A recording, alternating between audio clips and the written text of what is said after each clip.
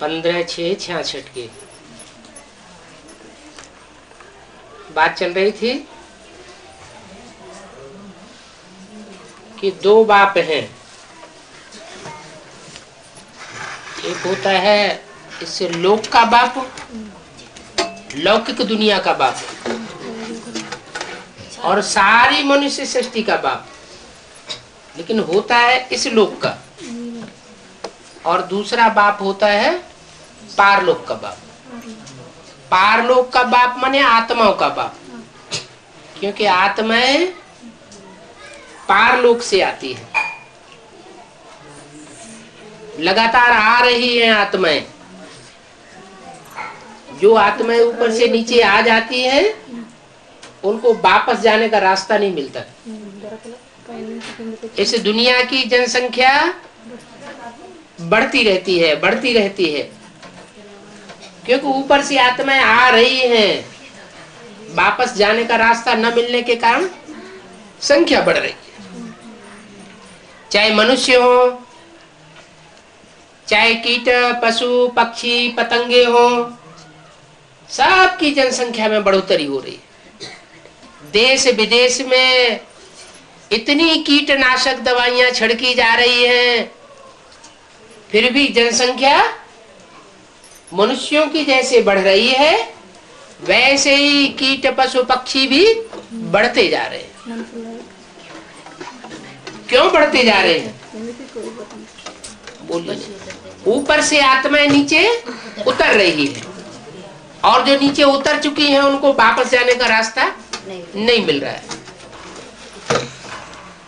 कोई मनुष्य गुरु वो रास्ता बताए नहीं पा रहा है कि अगर किसी ने ये रास्ता बताया होता तो उसकी अपनी भी मुक्ति हुई होती और दूसरी आत्माएं भी मुक्त हुई होती। लेकिन ऐसा हुआ नहीं।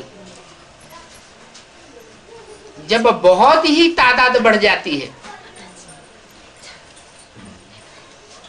चारों युगों की शक्ति क्षीण हो जाती है। सतयुग, त्रेता, द्वापर, कलयुग,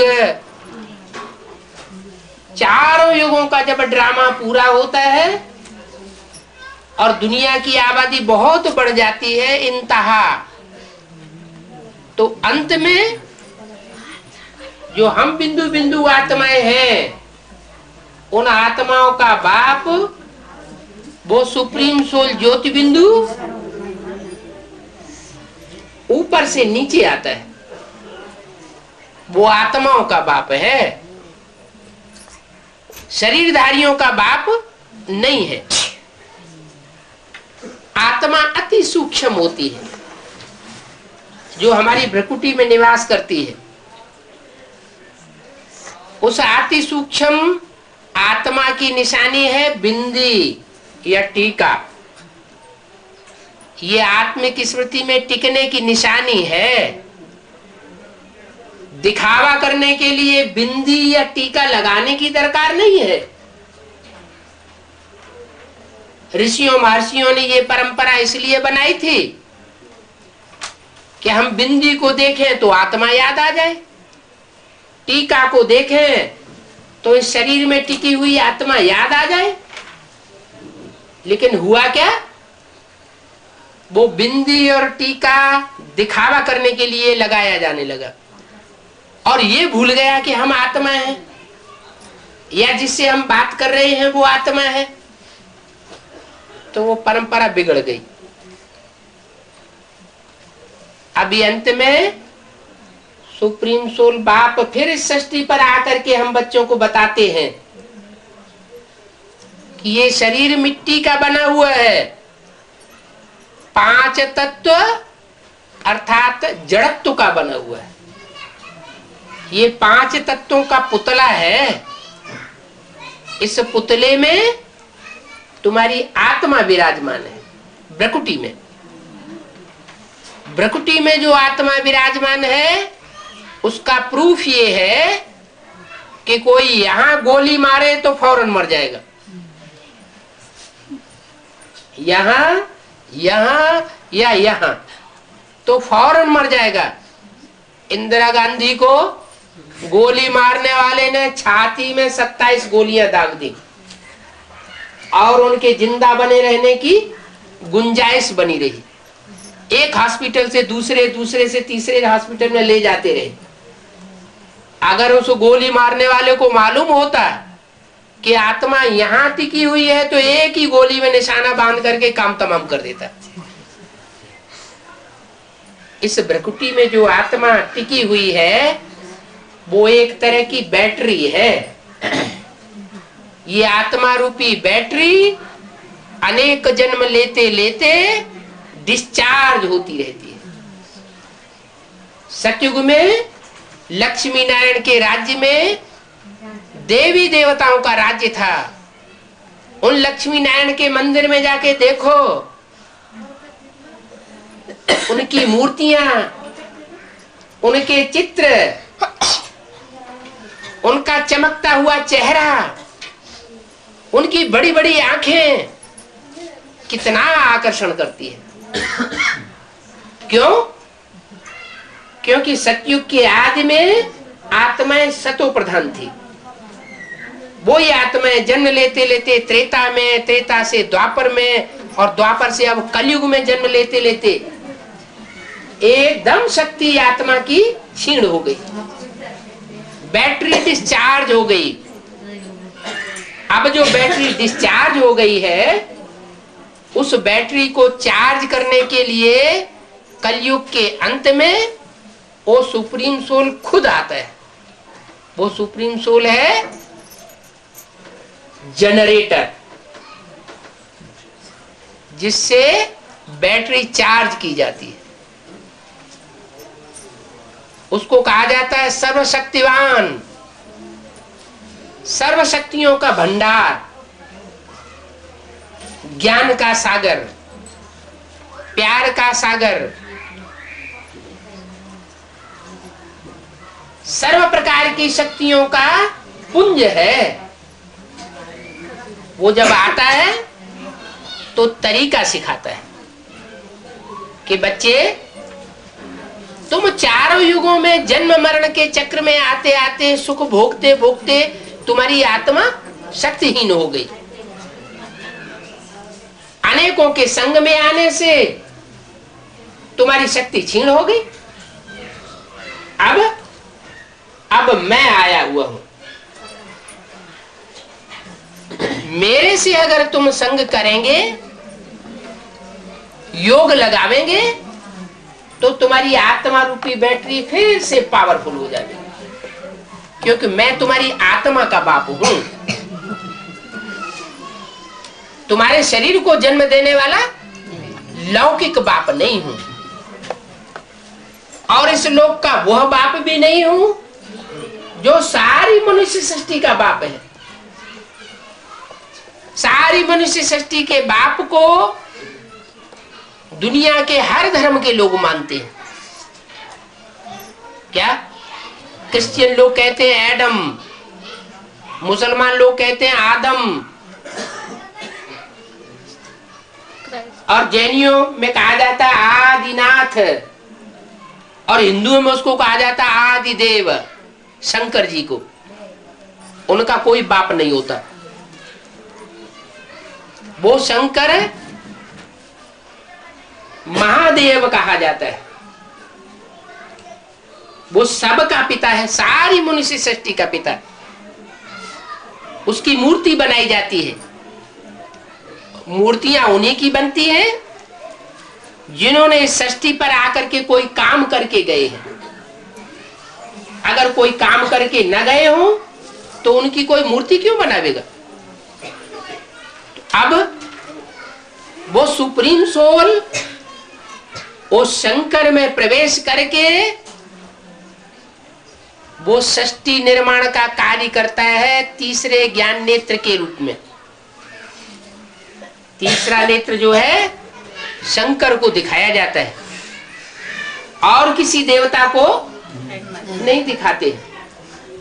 वो जो तीसरा नेत्र है वो शिव नेत्र कहा जाता है। क्या नाम दिया उसका? शिव नेत्र। शिव नेत्र का मतलब ही है कि वो शिव की आत्मा है जो उसमें प्रवेश करती है। किसमें? शंकर।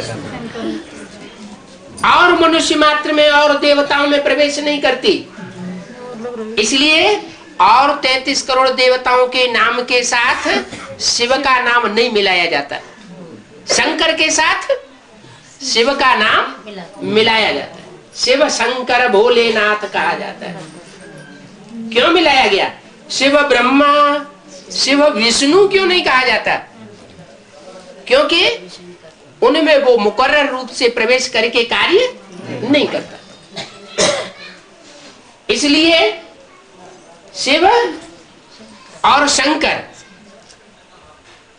ये दो शक्तियां हैं, दो हस्तियां हैं, आत्माएं हैं दोनों।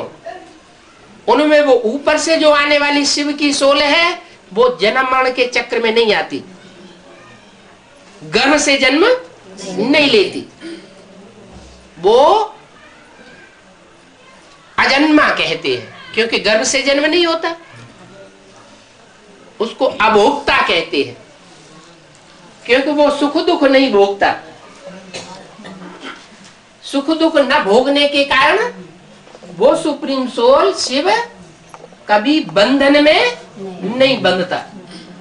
अगर वो भी बंधन में बंधने लगे, सुख दुख के बंधन में, तो हम सबको छुड़ाने वाला कोई नहीं रहेगा।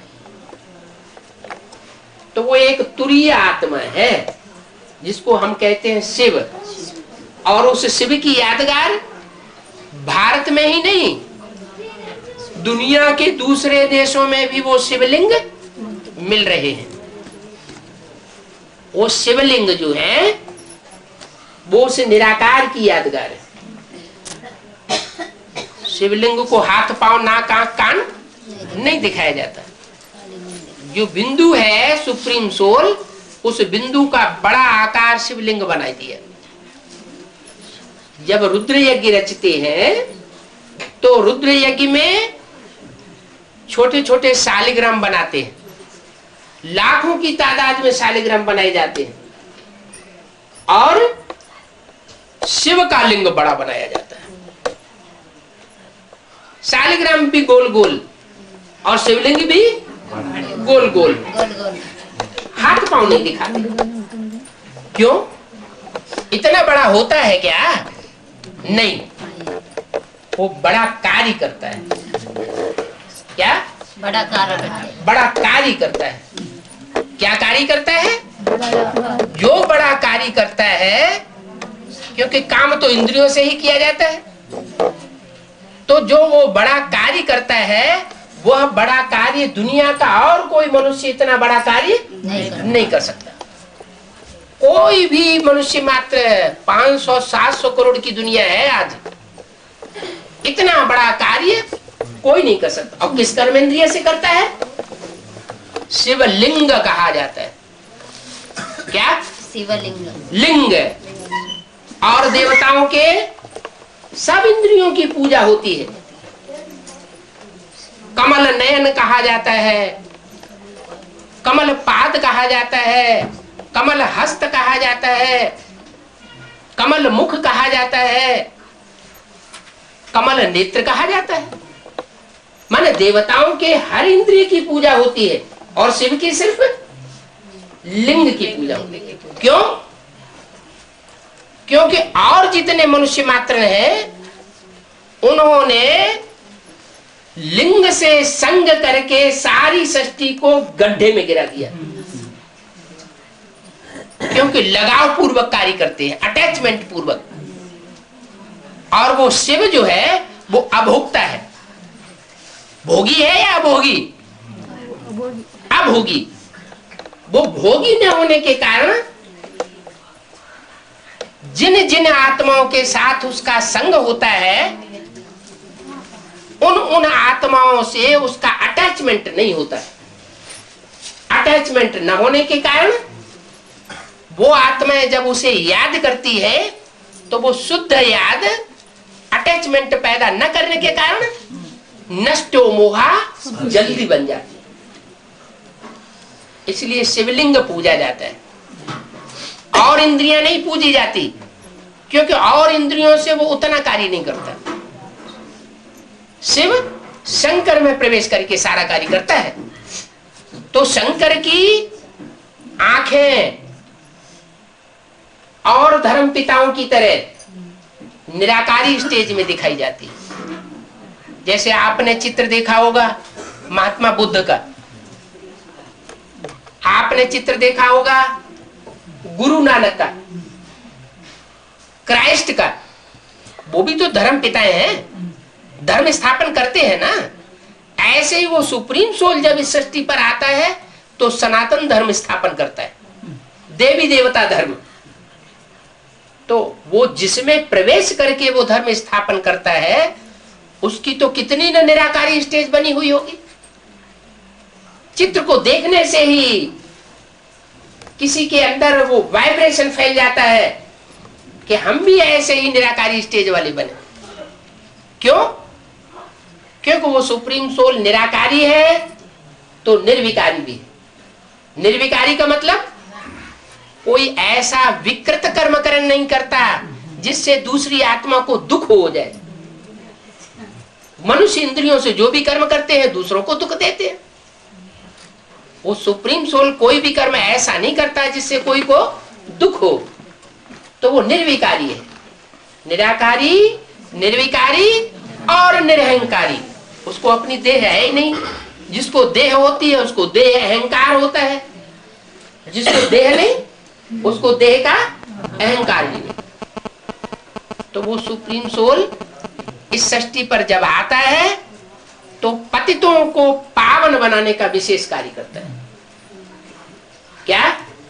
इस दुनिया में जो भी देवताएं सतयुग त्रेता में थे रामकृष्ण की दुनिया में, वो द्वापर युग से द्वैतवादी धर्म पिताएं जब से आए। कौन कौन से धर्म पिताएं?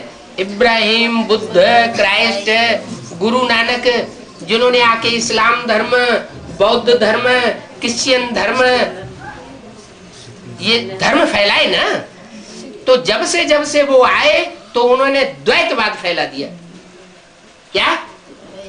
जो सनातन धर्म की परंपराएं थी उनके विपरीत बातें सुनाना शुरू कर दिया। तो 2 मतें हो गई, 2 मतों से 4 मतें हो गई, और धर्म पिताएं आए तो 4 से 8 मतें हो गई।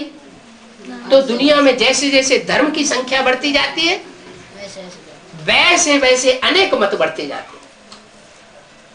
इसलिए कहते हैं राम की मत और रावण की मत। मत माने अकल। राम अकल लेता है एक मुख से और रावण मत देता है अनेक मुखों से। इसलिए रावण को कितने मुख दिखाते हैं? 10 मुख दिखाते हैं। माने 10 मुख का कोई आदमी नहीं होता है। ये तो चित्र बनाया गया है चरित्र को चित्रण करने के लिए कि 10 धर्म जो हैं इस दुनिया में जब फैल जाते हैं तो अनेक मतें दुनिया में बढ़ जाती हैं, और उन अनेक मतों के कारण सारी सृष्टि नीचे गिर जाती है। जब सब मनुष्य आत्माएं नीचे गिर जाती हैं, धर्म के नाम पर चारों तरफ अधर्म फैल जाता है। किसी में ताकत नहीं रहती कि इस दुनिया की कोई मरम्मत कर सके। जैसे आज से 2500 वर्ष के अंदर इब्राहिम आए, उन्होंने अरब देशों में एक नया धर्म फैलाया और मरम्मत कर दी जो सृष्टि नीचे गिर रही थी। महात्मा बुद्ध आए, उन्होंने चीन, जापान, मलाया वगैरह देशों में बौद्ध धर्म स्थापन कर दिया और एक नया धर्म फैला करके सृष्टि की, मकान की मरम्मत कर दी। क्राइस्ट आए, उन्होंने यूरोपीय देशों में क्रिश्चियन धर्म फैलाया और जो सृष्टि नीचे गिर रही थी उस सृष्टि को थमा दिया। जैसे मकान टूटता फूटता है ना, तो मकान की मरम्मत कर देते हैं। लेकिन इन धर्म पिताओं में से किसी ने भी पुरानी दुनिया को नई दुनिया नहीं बनाया। वो नहीं बनाया, दुनिया नीचे ही गिरती चली। अरे मरम्मत कितना टाइम चलेगी? मकान की मरम्मत होगी, थोड़े टाइम के बाद फिर टूटना शुरू हो जाता है। तो पुरानी चीज तो पुरानी ही होगी, मरम्मत करने से नई नहीं हो जाती। तो वो जो धर्म पिताएं आते हैं, मनुष्य गुरु, वो आकर के सृष्टि रूपी मकान की मरम्मत करते हैं। क्या नया मकान, सृष्टि रूपी नया मकान नहीं बनाते। अभी वो सुप्रीम सोल इस सृष्टि पर आया हुआ है, वो आकर के इस कलयुगी पापी दुनिया को बदल करके नई सतयुगी देवताओं की दुनिया स्थापन कर रहा है। इसलिए गीता में ये गायन है, हे अर्जुन तू ऐसी करनी कर जो नर से नारायण बने, और हे नारी द्रौपदी तू ऐसी करनी कर जिससे तू नारी से नारायणी बने। तो भगवान आकर के नर को नारायण और नारी को लक्ष्मी जैसा देवता बनाने के लिए आता है। भगवान देवता बनाने का कॉलेज खोलता है। क्या देवता बनाने का कॉलेज? आज के जो स्कूल कॉलेज है उनमें डॉक्टर बनाए जाते हैं, इंजीनियर बनाए जाते हैं, बनाए जाते हैं ना। तो वो तो एक जन्म की कमाई करते हैं, वो भी पता नहीं पूरी कमाई करने वाला कोई डॉक्टर बने बने न बने, इंजीनियर बने बने न बने, वकील बने बने न बने। कोई वकील तो 4 आने भी नहीं कमा पाते। तो अब वो परमात्मा बाप आया हुआ है, कहता है बच्चे मैं तुम्हें हद की पढ़ाई पढ़ाने नहीं आया हूं, मैं तुम्हें बेहद की राजयोग की पढ़ाई पढ़ाने आया हूं, जिस राजयोग की पढ़ाई से तुम जन्म जन्मांतर के राजाएं बनते हो। ऐसे नहीं सिर्फ भारत में ही राजाएं हुए हैं, दुनिया के हर देश में छोटे बड़े राजाएं हुए हैं। उन राजाओं को राजाई करना किसने सिखाया? कब सिखाया? किसी ने तो सिखाया होगा, कोई टाइम पर तो सिखाया होगा। कोई हिस्ट्री है किसी के पास? कोई के पास हिस्ट्री नहीं। वो भगवान ही आकर के बता रहा है कि बच्चे आज से 5000 वर्ष पहले मैं ही सृष्टि पर आकर के तुमको नर से नारायण, नारी से लक्ष्मी बनने की पढ़ाई पढ़ाता हूँ, राजयोग सिखाता हूँ। उस राजयोग से तुम मनुष्य से देवता बन जाते हो। ये देवता बनने का कॉलेज, यूनिवर्सिटी मैं आकर के खोलता हूँ। ऐसी यूनिवर्सिटी और कोई खोल नहीं सकता। वो गुरु मनुष्य गुरु होते हैं, वो तो कहते हैं जन्म जन्मांतर पुरुषार्थ करते रहो, एक शरीर छोड़ो दूसरा लो, दूसरा छोड़ो तीसरा लो, 84 लाख योनियों में चक्कर लगाओ, तब कहीं एक जन्म मनुष्य का मिलेगा। और उसमें भी तुम पता नहीं इतना पुरुषार्थ कर सको, अर्जुन जैसा न कर सको। भगवान कहते हैं नहीं, ये सब झूठी बात है। क्या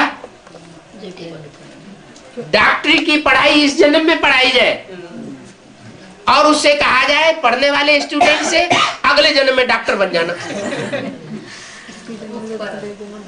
तो कोई ऐसी पढ़ाई पढ़ेगा नहीं।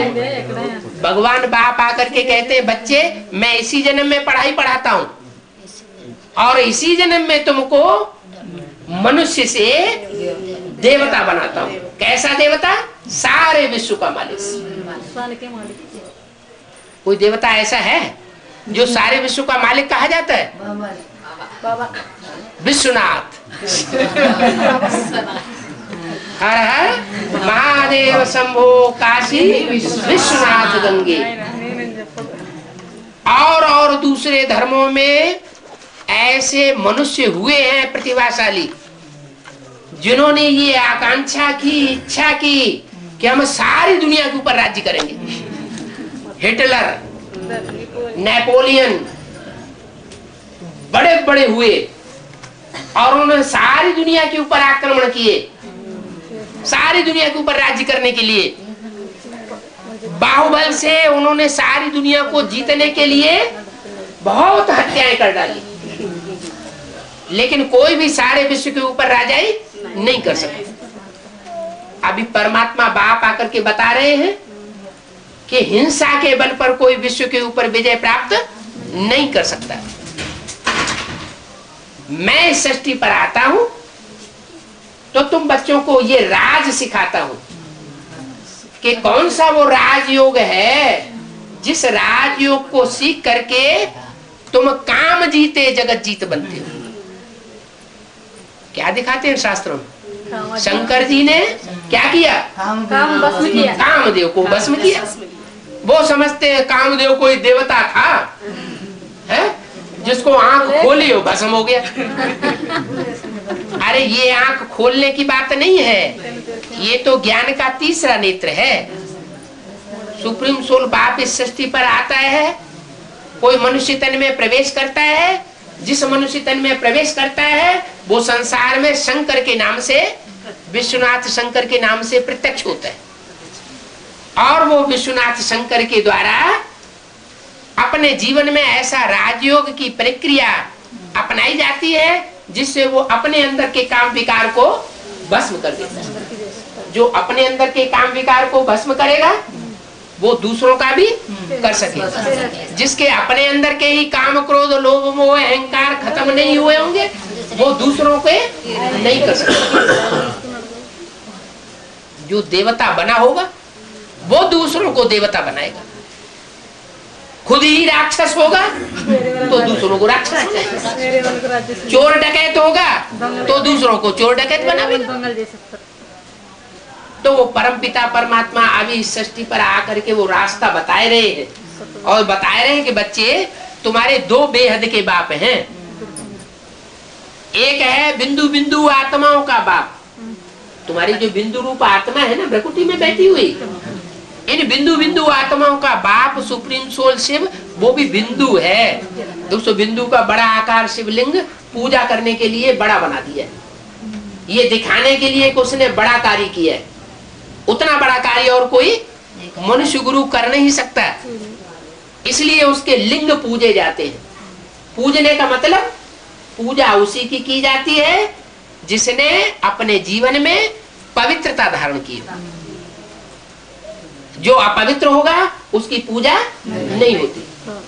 जिसने दूसरों को सुख दिया हो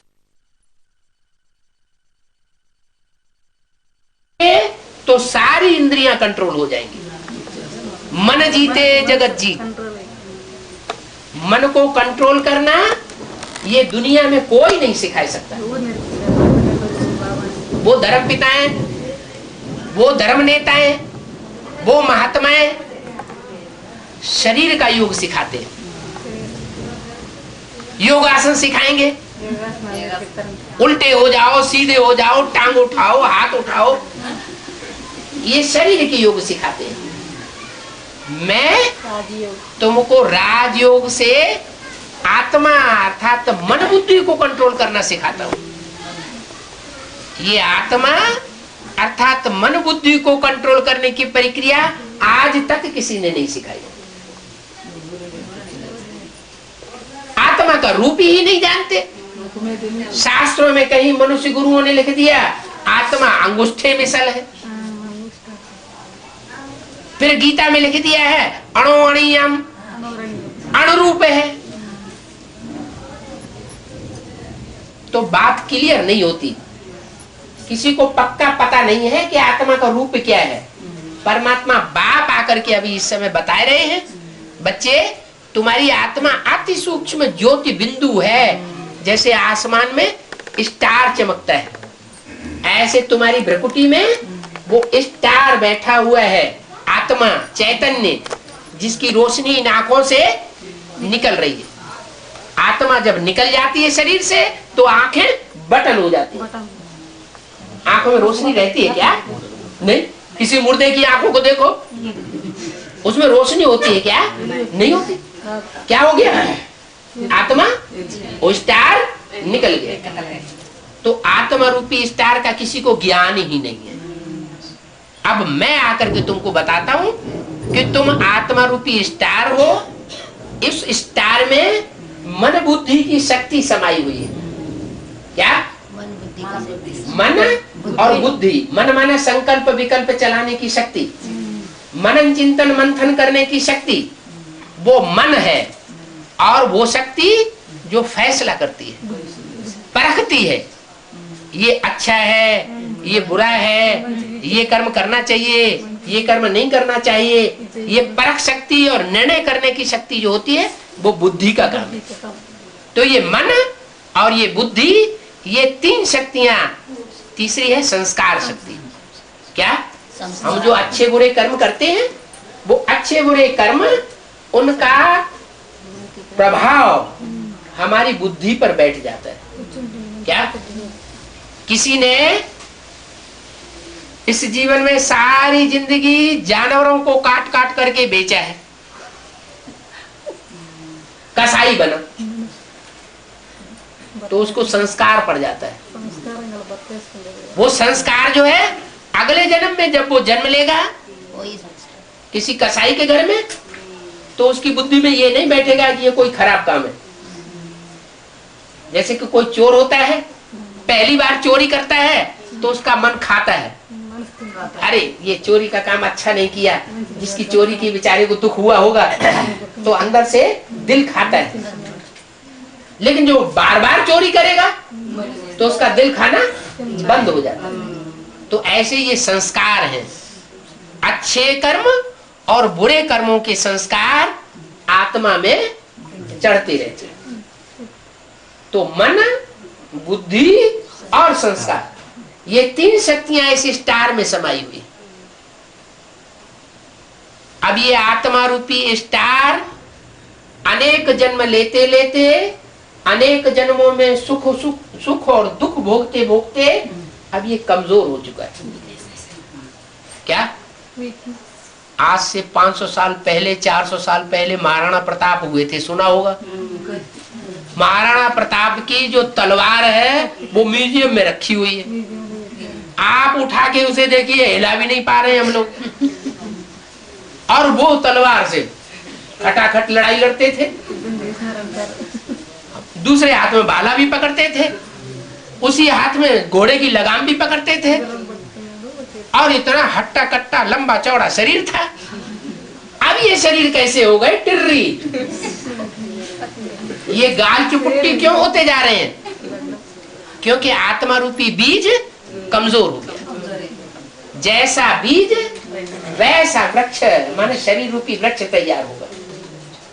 आत्मा रूपी बीज अगर पावरफुल होगा तो शरीर रूपी वृक्ष भी पावरफुल होगा। आत्मा ही कमजोर हो गई, बीज ही कमजोर हो गया। जैसे कोई गेहूं का बीज होता है, कई बार वही बीज जमीन में बोते रहो तो ताकत कम हो जाती है, होती है ना। कोई भी बीज हो तो उसकी वैरायटी बदलनी पड़ती है। तो ऐसे ये भी है, ये आत्माएं सतयुग त्रेता द्वापर कलयुग चारों युगों से चक्कर काटते काटते 84 का चक्कर है, 84 लाख का चक्कर नहीं है। क्या? 84 लाख योनियों में मनुष्य आत्मा नहीं जाती। आम का बीज बोया जाएगा तो क्या बैंगन बन जाएगा? आम का बीज बोया जाएगा तो आम ही का दरख्त पैदा होगा, आम का ही फल निकलेगा ना, कि बदल जाएगा? नहीं बदलेगा। तो ऐसे ये मनुष्य आत्मा रूपी बीज है। ये मनुष्य आत्मा रूपी बीज ये शरीर छोड़ता है तो जिस गर्भ में जन्म लेगा तो मनुष्य ही बनेगा। पाप कर्म भोगने के लिए मनुष्य योनि में दुख नहीं भोगा जा सकता।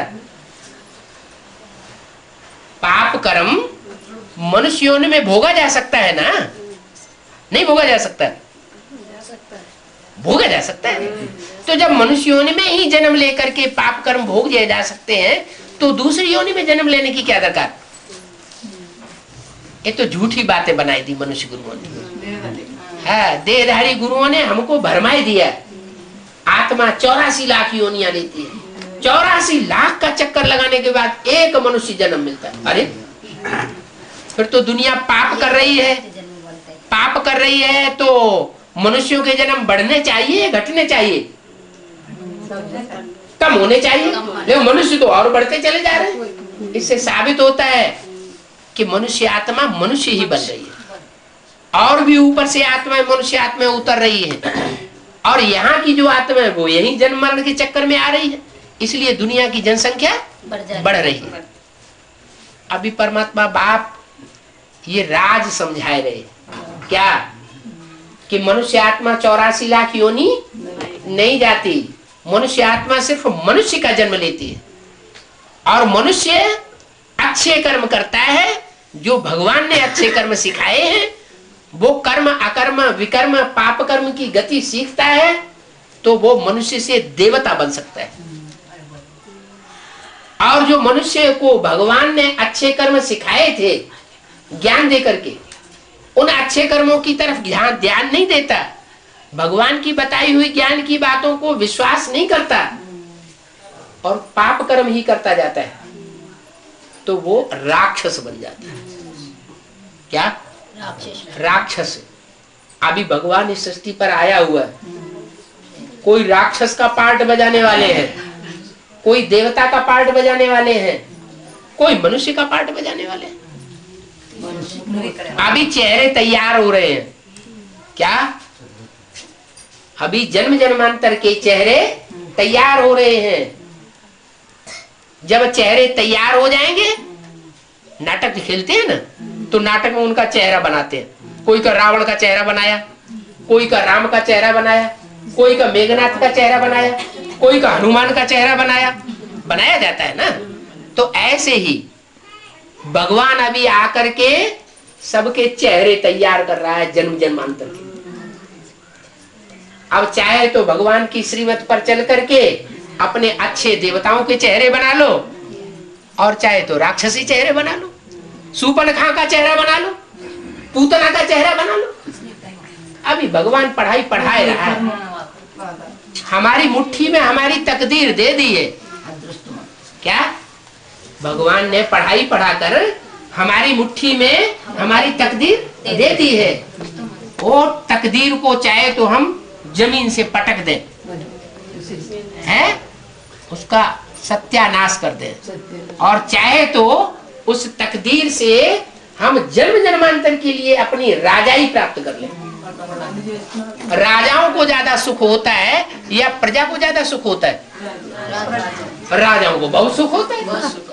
भगवान कहते हैं तुम अच्छी पढ़ाई पढ़ोगे तो तुम राजा नहीं महाराजा बन सकते हो। क्या? राजाओं के भी राजा बन सकते हो अगर फर्स्ट क्लास पुरुषार्थ करेंगे तो राजा बनेंगे। उससे भी ऊंचा पुरुषार्थ करेंगे तो महाराजा बनेंगे, और मध्यम पुरुषार्थ करेंगे तो रानी बन जाएंगे। रानियों का भी तो पुरुषार्थ होता है ना, है? कोई रानी बनते हैं, कोई राजा बनते हैं।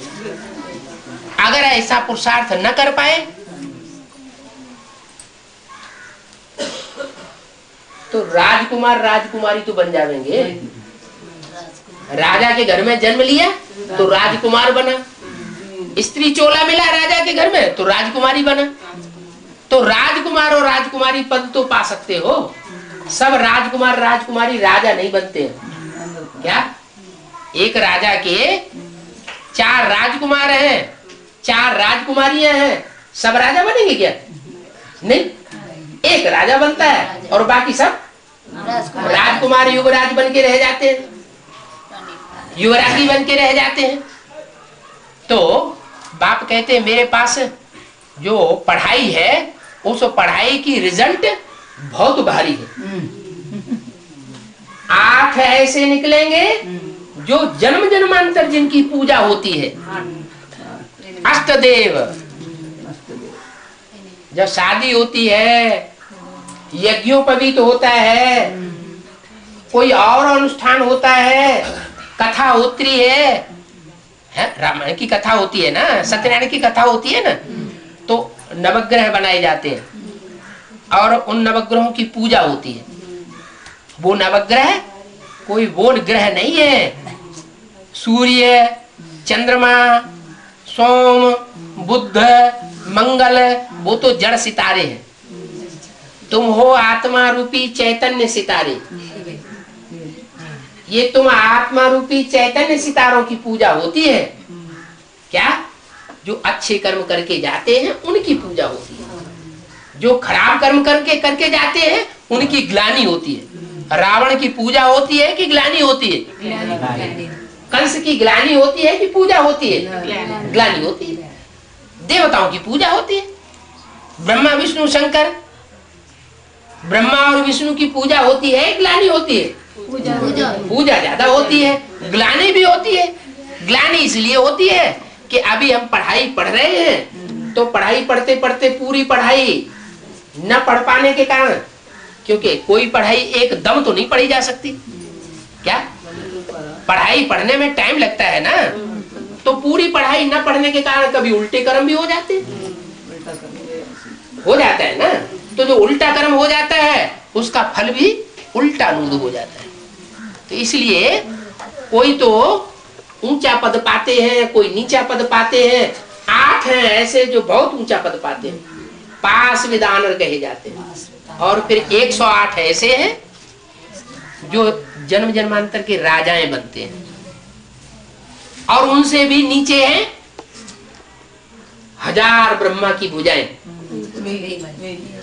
जो ब्रह्मा की 1000 भुजाएं, भुजा माना मददगार, जो ईश्वरीय कार्य में 1000 आत्माएं मददगार बनती हैं, वो श्री श्री 1008 श्री सच्चिदानंद स्वामी महाराज जो अपना टाइटल रखाते हैं, झूठा टाइटल है उनका, वास्तव में वो भगवान का टाइटल है। भगवान इस समय आकर के वो 1000 भुजाएं तैयार कर रहा है, और उससे भी ज्यादा संख्या वाले पद है 16108। जो पुराने मंदिर हैं उन मंदिरों में एक बड़ी गरारी रखी होती है, उस गरारी पर 16108 की माला रखी जाती है, और 4-4, 5-5, 8-8, 10-10 आदमी मिलकर के उस माला को खींचते हैं। हाँ, 16000 की माला। वो 16000 है जन्म जन्मांतर के प्रिंस और प्रिंसेज, राजकुमार और राजकुमारी का पद पाने वाले।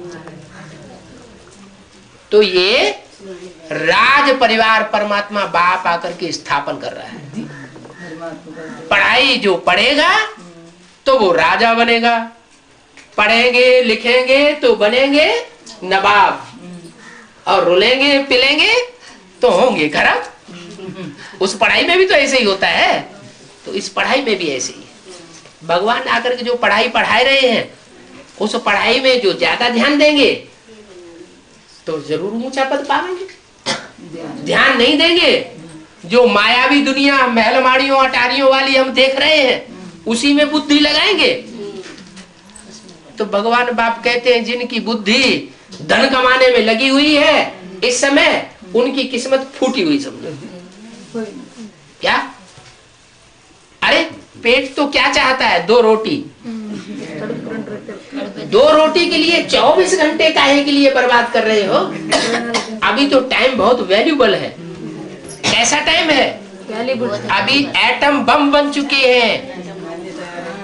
आज से 70 साल पहले एटम बम नाम की कोई चीज नहीं थी, कोई नहीं जानता था।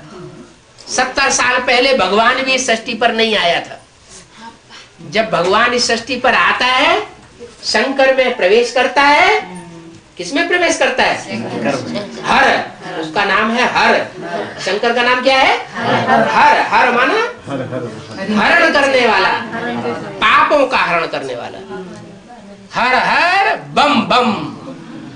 एक तरफ पापों का हरण करने का तरीका बताता है और दूसरी तरफ एटम बम बनवाता है। तो 70 साल के अंदर ये एटम बम भी बन के तैयार हुए और गुप्त रूप में नई दुनिया रच रहा है भगवान। गुप्त रूप में नया संगठन तैयार हो रहा है पांडवों का। पांडव गुप्त होकर के घूमते थे या प्रत्यक्ष होकर घूमते थे?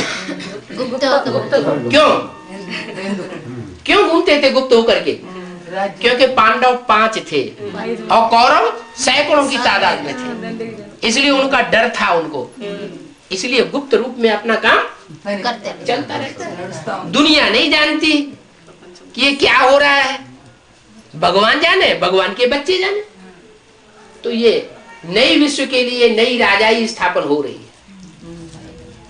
अच्छा पढ़ाई पढ़ेंगे, दूसरों को अच्छी पढ़ाई पढ़ाएंगे। जो अच्छी पढ़ाई भगवान बाप आकर के पढ़ाए रहे हैं, तो जरूर ऊंच पद पावेंगे। अभी सबसे ज्यादा वैल्यू, सबसे ज्यादा कीमत किस चीज की है? तन की ज्यादा कीमत है, धन की ज्यादा कीमत है, मित्र संबंधियों की ज्यादा कीमत है, या समय की ज्यादा कीमत है? समय की ज्यादा। समय की ज्यादा कीमत। आज किसी को ज्ञान सुनाने जाओ तो कहते हमको टाइम नहीं है। हम कहते हैं भगवान बाप आया हुआ है, तुम्हारे जन्म जन्मांतर का भाग्य बनाने के लिए आया हुआ है। वो कहते हमको फुर्सत नहीं, उनको टाइम ही नहीं है। काहे के लिए टाइम है? उनको किस बात के लिए टाइम मिलता है? उनको टाइम मिलता है दंड बैठक लगाओ, आसन लगाओ, प्राणायाम चढ़ाओ, शरीर को पावरफुल बनाने के लिए टाइम है, धन कमाने के लिए टाइम है। सुबह से लेके शाम तक बीवी बाल बच्चों सहित लगे पड़े हैं। कोई नौकरी कर रहा है, कोई धंधा कर रहा है, कोई क्या कर रहा है, अच्छे कर्म भी कर रहे हैं पैसा कमाने के लिए, और बुरे से बुरे कर्म भी कर रहे हैं, रिश्वत लेने का भी काम कर रहे हैं, तो दुख देने का भी काम कर रहे हैं। तो तन की सारी ताकत लगाए रहे, धन कमाने के लिए सारी शक्ति लगाए रहे, मित्र संबंधियों को इकट्ठा करने के लिए संबंध जोड़ते ही चले जा रहे हैं। लड़की की शादी करो, लड़के की शादी करो, इसकी शादी करो, इसकी शादी करो, शादियों के पीछे पड़े हुए संबंध बहुत बड़े बन जाए। जितने बड़े हमारे संबंध फैले हुए होंगे उतने हम बड़े आदमी माने जाएंगे। अब बाप कहते हैं ये संबंधों की दुनिया ही खलास होने वाली है, सब संबंध खलास होने वाले, कोई काम नहीं आएगा। बाप बाप नहीं रहेगा, बच्चा बच्चा नहीं रहेगा, पति पति नहीं रहेगा, पत्नी अभी भी नहीं है। घर घर में देख लो झगड़ा लगा पड़ा है, कोई किसी की बात मानने के लिए तैयार नहीं। बाप कहते हैं बच्चे अब मैं तुम्हें सुहाना जीवन देने के लिए आया हूं, इस तन के पीछे दीवाने मत बनो। इस धन के पीछे जो विनाशी धन है ना, इसके 4 अंजाम है। क्या? किसकी दबी रही धूल में, किसकी राजा खाए, और किसकी ले जाए चोटा, और किसकी आग जलाए। क्या? इस धन के ये 4 आयाम होने वाले हैं। किसकी तो जमीन में ही दबा रह जाएगा। भूकंप होगा, धरती कंप होगा, और वो धन जाने कहां का कहां चला है। तो दबी रही धूल में। और किसकी राजा खाए, इनकम टैक्स वाले आएंगे उठा ले जाएंगे, सरकार आएगी घर में से निकाल करके ले जाएगी। अभी भी निकाल रही है, महंगाई बढ़ाती चली जा रही है, पब्लिक को बेवकूफ बनाया हुआ है। ब्याज देंगे 5%, 100 के नोट पर 5 रुपया ब्याज देंगे, और महंगाई बढ़ाएंगे 20%। क्या? 20% महंगाई बढ़ेगी और 5% तुम्हें ब्याज मिलेगा। तो घाटा हुआ या फायदा हुआ? तो ये 15%, 100 रुपए में से 15 रुपए सरकार खींच रही है। तो ये सरकार बर्बाद कर रही है ना। तो किसकी राजा खाए, राजा माना सरकार, किसकी दबी रही धूल में किसकी राजा खाए, और किसकी ले जाए चोटा। चोर डकैत आज इतने बढ़ रहे हैं कि रास्ता चलते छीन लेते हैं। सोना पहनने में माताओं को डर लगता है, कहीं हार पकड़ पहने और हार पकड़ करके खींचे और गर्दन भी कट जाए। कान में कुंडल पहने और कान खींच करके चला जाए, कान में फट जाए। तो गवर्नमेंट भी कह रही है कि सोने को पहनो मत, क्या करो, सोना लाकर में रख दो, हाँ बैंक में रख दो, कि जब कोई खराब घड़ी आएगी दूसरे देश का आक्रमण होगा तो हम तुम्हारा सारा सोना ले लेंगे। तो किसकी दबी रही धूल में, किसकी राजा खाए, किसकी ले जाए चोटा और किसकी आग जलाए। आगे चल के ऐसे एटम बम फटेंगे, ऐसी हिंदू मुसलमानों के बीच में आग लगेगी कि एक दूसरे के घर जला देंगे और उसमें सब स्वाहा हो जाएगा। तो ये जो धन के पीछे आदमी पड़ा हुआ है, अच्छे बुरे कर्म करके धन कमाए चले जा रहे हैं, वो सब नष्ट होने वाला है। क्या सफली किसकी होगी? जो खर्चे नाम धनी के, वो धनी आया हुआ है, उसके नाम पर जो ईश्वरीय सेवा में पैसा खर्च करेंगे, वो भगवान बाप कह रहा है मैं बड़े से बड़ा बैंकर हूँ, मेरे से बड़ी बैंक और किसी की हो नहीं सकती। और क्या ब्याज देता हूँ इस जन्म का, इस जन्म में जो तुम मेरे को बैंक में जमा करोगे, मेरी बैंक में, उसका वो पैसा मैं इसी जन्म में तुम्हें वापस देने वाला हूँ। इसी जन्म में तुम्हारा सारा पैसा तुमको वापस दूंगा, क्या, और इंटरेस्ट भी दूंगा। जन्म जन्मांतर के लिए तुम सुखी हो जाओगे। क्या ऐसा बैंकर और कोई नहीं देखा होगा? क्या वो अविनाशी बैंकर है, उसकी बैंक में डाला हुआ कभी बर्बाद नहीं हो सकता। अब क्या करना है? धन इकट्ठा करना है, धन इकट्ठा करना है, सगे संबंधी इकट्ठे करने हैं, या मनसा की पावर इकट्ठी करनी है। दुनिया में हालत आज ये है कि धन बैंकों में इकट्ठा होता जा रहा है, काम नहीं आने वाला है। तन की ताकत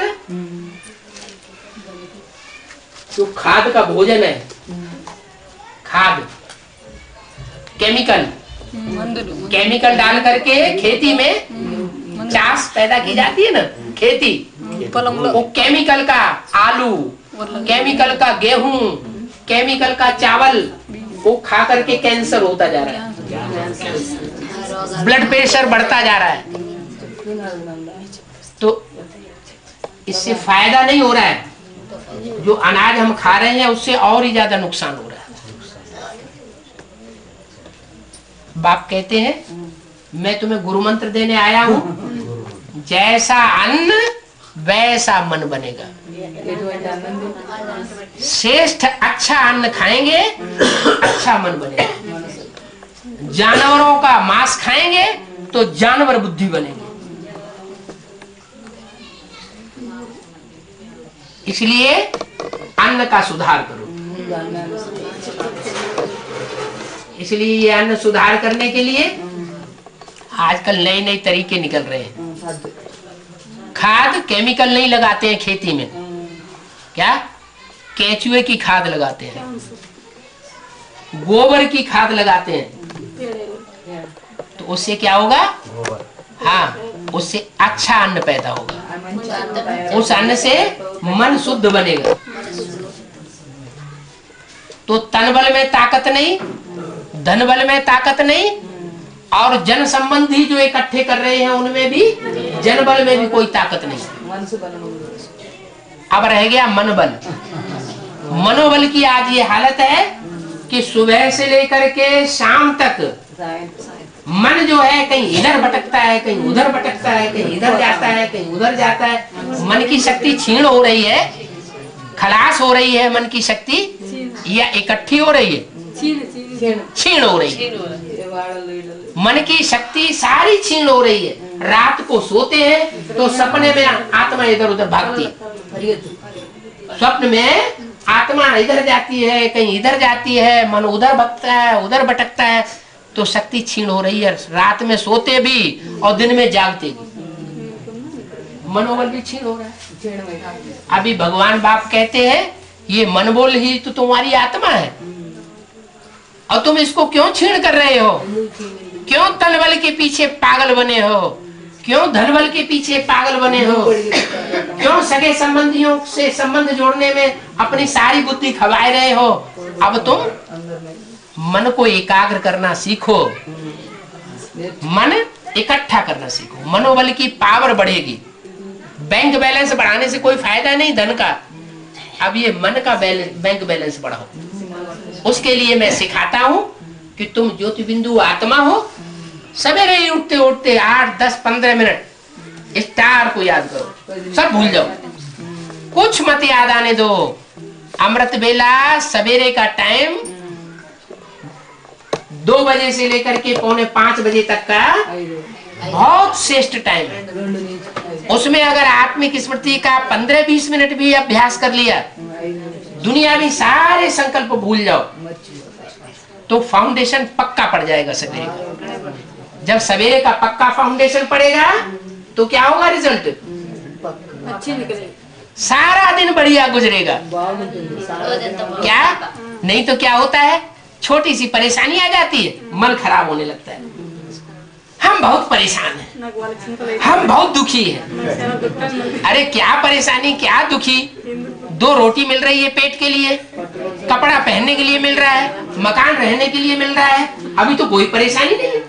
अभी आने वाली जो दुनिया है उसमें कितनी परेशानी बढ़ने वाली है वो किसी को पता ही नहीं है। हिंदू मुसलमान हर जगह घुसे हुए हैं, शहर शहर में, गांव गांव में, कस्बे कस्बे में, जहां जहां हिंदू रहते हैं वहीं मुसलमान घुसे हुए हैं। और मुसलमान बड़े खूंखार हैं। पाकिस्तान दुश्मन है, वो तैयारी कर रहा है, सारे अस्त्र शस्त्र मुसलमानों को दे रहा है, और हिंदुस्तान की गवर्नमेंट बेवकूफ है। अब ये हिंदू और मुसलमानों का झगड़ा होने वाला है जबरदस्त। एक भारत देश ऐसा है जहां सबसे जास्ती तादाद में अनेक धर्म के लोग रहे पड़े, और कोई ऐसा देश नहीं है। यूरोप में क्रिश्चियन जास्ती है, अरब देश में मुसलमान जास्ती है, दूसरे धर्म के लोग जैसे ना के बराबर। एक भारत देश ऐसा है जहां सब धर्म की आत्माएं ज्यादा से ज्यादा तादाद में, ज्यादा से ज्यादा परसेंटेज में।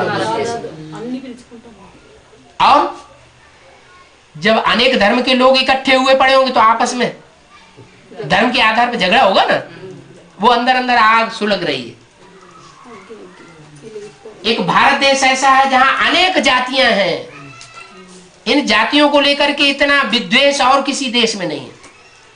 एक भारत देश ऐसा है जहां अनेक प्रोविंस हैं, अनेक राज्य हैं, स्टेट्स।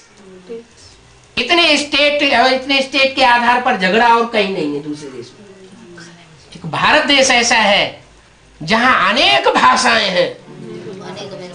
इस गांव में दूसरी भाषा, 2 किलोमीटर दूसरा गांव, वहां दूसरी भाषा, और भाषा को लेकर के मूल फुटबॉल खूब लड़ाई लड़ते हैं।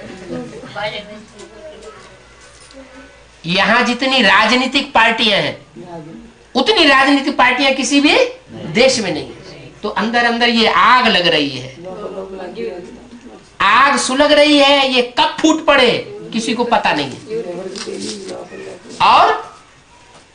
और जो पानी है उसकी ये हालत है कि जमीन के अंदर नीचे चला जा रहा है, बरसात कम होती चली जा रही है, जंगल कटते चले जा रहे हैं, इसलिए अब अकाल पड़ने की संभावना होती गई।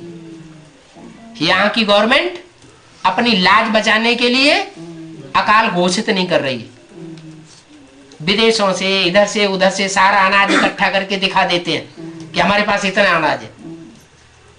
लेकिन आने वाला जो टाइम है उसमें भयंकर अकाल पड़ने वाला है। खाने के लिए अन्न नहीं मिलेगा, पीने के लिए पानी नहीं मिल, अभी भी नहीं मिल रहा है। टैंकर आता है, कितनी भीड़ लगती है गांव गांव में, शहर शहर में। पहले ऐसे नहीं था। तो अब भगवान बाप कहते हैं, बच्चे अभी आंख खोल करके और कान खोल करके सुन लो, तुम्हें मनुष्य से देवता बनना है क्या? अभी राक्षस नहीं बनना है। राक्षसी संग में आकर के तुम राक्षस बन गए।